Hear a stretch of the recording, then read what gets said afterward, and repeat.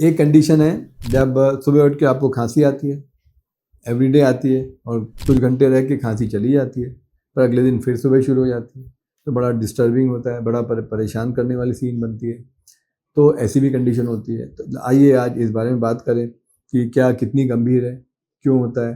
तो ये जो अर्ली मॉर्निंग कॉफ होता है, उसकी वजह होती है कि रात में सोते समय हम बिस्तर में हैं और जनरली कुछ ओढ़े हुए हैं, क्विल्ट ओढ़ा हुआ है, चादर ओढ़ी हुई है, और बॉडी वार्म रहती है।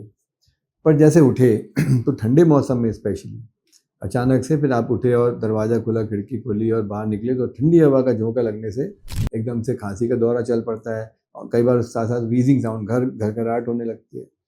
तो ये टिपिकली अस्थमा में ऐसा होता है।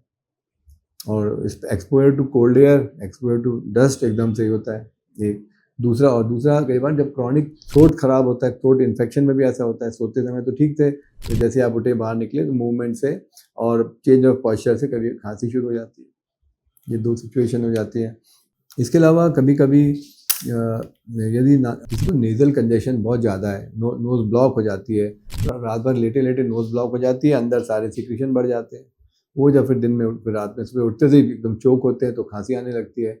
साथ साथ नेज़ल कंजेशन होता है, ऐसा लगता है नोज़ को क्लियर करें। तो ये कुछ सिचुएशन बन जाती है जब सुबह उठ के खांसी आती है। विंटर्स में ज़्यादा होता है, बदलते मौसम में ये ज़्यादा होता है। और तीसरा, यदि आप सोए रात में गर्मी में और बड़ी कूलिंग बहुत ज़्यादा कर ली एयर कंडीशनर से या कूलर से, तो भी मॉर्निंग में उठ के सडनली खांसी के बाउट्स आ सकते हैं। तो इसके लिए आवश्यक है कि अपना एक चेकअप कराएं, देख लें। अगर अस्थमा है तो उसकी प्रॉपर मेडिसिन लेने से ठीक रहेगा।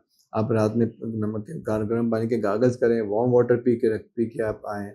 और सोते अपने पास वैसे भी सुबह उठते से अगर आप आधा ग्लास गर्म पानी पी लेंगे, मीडियम गर्म, तो आप देखेंगे कि खांसी में काफ़ी रिलीफ मिल जाता है। गार्गलिंग से हेल्प मिलेगी। और दिन में अगर आपको वीजिंग हो रही है, लंग फंक्शन टेस्ट करके हम कंफर्म कर लेते हैं एयरवे ऑब्स्ट्रक्शन के बारे में, तो फिर उसके हिसाब से अस्थमा की दवाइयाँ दी जाती हैं।